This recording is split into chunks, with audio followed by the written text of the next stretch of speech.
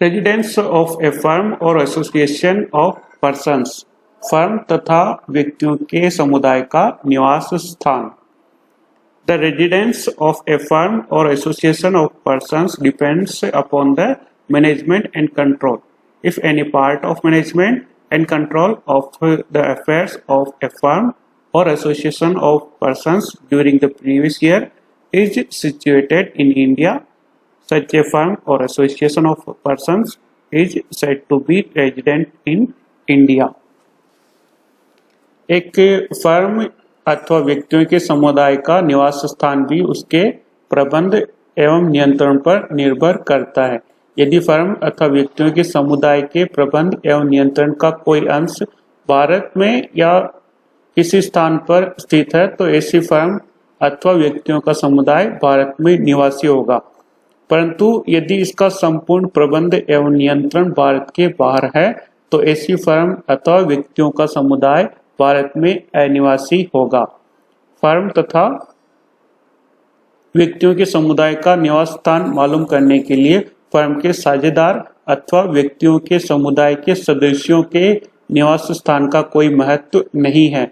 इस प्रकार फर्म के व्यापार का स्थान भी महत्वपूर्ण है।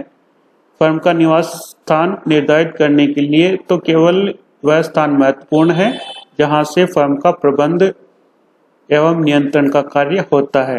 प्रबंध एवं नियंत्रण से अभिप्राय वास्तविक प्रबंध एवं नियंत्रण से होता है। केवल प्रबंध एवं नियंत्रण का अधिकार होना ही पर्याप्त नहीं है। तो कहने का मतलब फर्म का मैनेजमेंट और कंट्रोल जिस स्थान पर होता है वह स्थान यदि भारत में स्थित है तो वह फर्म या व्यक्तियों का समुदाय भारत में निवासी होगा, अन्यथा अनिवासी। यदि कोई करदाता आय के किसी एक साधन के लिए किसी गत वर्ष में भारत के लिए निवासी हो तो सभी प्रकार की आय के लिए वह गत वर्ष में निवासी होगा। जैसे एक फर्म में 2 व्यवसाय है तथा उसे विदेश से पूंजी लाभ और अन्य साधनों से भी आय है। एक व्यवसाय का आंशिक प्रबंध एवं नियंत्रण भारत में स्थित है, अतः वह व्यवसाय के लिए निवासी है। ऐसी फर्म दूसरे व्यवसाय के लिए भी निवासी होगी, चाहे वह भारत से बाहर हो तथा उसका प्रबंध एवं नियंत्रण भी कुछ साझेदार पूर्णतः भारत के बाहर से ही करते हैं। वह विदेश में उपार्जित एवं प्राप्त पूंजी लाभ और अन्य साधनों से आय के लिए निवासी होगा। ये सभी आय भारत में कर योग्य होगी। ओके, अब अपन देखते हैं कंपनी का निवास स्थान। Residence of company. A company is said to be resident in India if it fulfill any of the following 2 conditions in the previous year. The first condition is it is an Indian company, and the second condition is its place of effective management in that year is in India. कोई भी company जो निम्नलिखित 2 शर्तों में से किसी भी शर्त की पूर्ति कर देता है, किसी भी गत वर्ष में पूरी कर देता है तो उसे गत वर्ष में भारत के लिए निवासी माना जाएगा।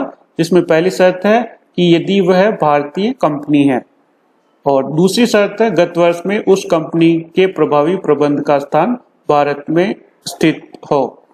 यदि कोई कंपनी न तो एक भारतीय कंपनी है और न ही उसका प्रभावी प्रबंध का स्थान भारत में स्थित है तो वह कंपनी अनिवासी कंपनी, नॉन रेजिडेंट कंपनी कहलाएगी। प्रभावी प्रबंध के स्थान से आशय प्रभावी प्रबंध के स्थान से आशय उस स्थान से है जहां पर प्रमुख प्रबंधकीय तथा वाणिज्यिक निर्णय जो संस्था के व्यवसाय के संचालन के लिए आवश्यक हों वास्तव में लिए जाते हैं। इसमें जो पहला पॉइंट है कि वह इंडियन कंपनी होनी चाहिए। इंडियन कंपनी का मतलब यह है कि भारतीय कंपनी अधिनियम के अंतर्गत वह कंपनी सम्मिलित हो तो वह कंपनी भारतीय कंपनी कहलाएगी। और जो दूसरा सेकंड कंडीशन कि उसका जो इफेक्टिव मैनेजमेंट है वो भारत में स्थित तो होना चाहिए। जो मेन डिसीजंस लिए जाते हैं वो डिसीजंस भारत से लिए गए हों। तो दूसरी शर्त, इन दोनों शर्तों में से कोई भी एक शर्त यदि कंप्लीट हो जाती है, पूरी हो जाती है तो वह कंपनी भारत में निवासी कंपनी कहलाएगी।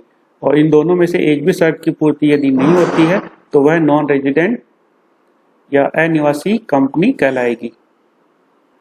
कंपनी में भी कंपनी के सदस्यों के निवास स्थान का कोई महत्व नहीं है। यदि कंपनी के सभी सदस्य भारत में निवासी नहीं है लेकिन वह कंपनी भारतीय कंपनी अधिनियम के अंतर्गत सम्मिलित है, वह एक इंडियन कंपनी है या उसका प्रबंध भारत में स्थित है, तो वह कंपनी भारत में निवासी कंपनी कहलाएगी। कहने का तात्पर्य यह है कि कंपनी के सदस्यों का निवास स्थान कोई महत्व नहीं रखता। ओके।